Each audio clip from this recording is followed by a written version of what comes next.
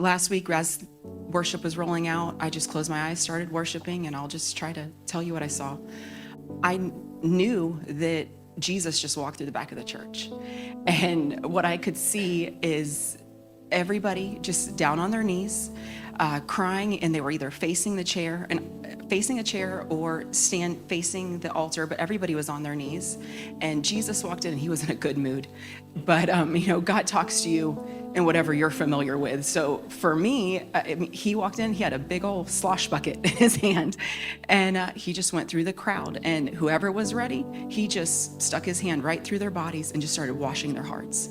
And as he washed their hearts, it was like dirt or scales were kind of falling off their eyes. And to 99.9% of the church world, none of what was coming off people would have been considered sin. But for us, it was borderline stuff. And I'll tell you what mine was, and I knew right as I saw him come up and wash me, mine was, I gotta turn the TV off a little more.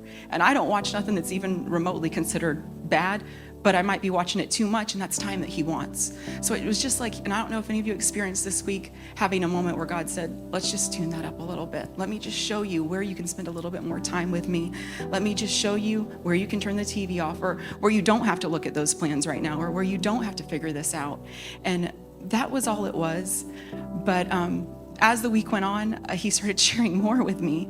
And I know a lot of you, but a lot of you don't know me super well, but I think I'm full of great ideas. So I thought, God, we could do this at church and we could do that at church. And I thought, humbling yourself is you get at the feet of the Father and you say, you know what? I don't care what great ideas I have. And I don't care if all I ever do is sit in this room and pray. And I said, God, I said these words. I said, God, being a revivalist is kind of lonely. I said, it's great. What we're doing is great. I said, but we don't get together a lot. We don't got no real children's ministry. We don't have this, we don't have that. And I'm not saying those ministries are bad. I send my kids out because I think young people need young adults and different things. They need that. But, and I'm not trying to say we're better than anybody else either, and what I'm gonna say might sound kind of mean. But this is what he said to me, so I didn't say it, he said it. I said, God, it's kind of lonely. And he said, Amber, Navy SEALs and Green Berets do not get together and throw parties. They get together and they discuss a mission. And I was like, oh, okay. And if we never have a program, it's okay. And if all we ever do is sit in the room, it's okay, because somebody's got to do it.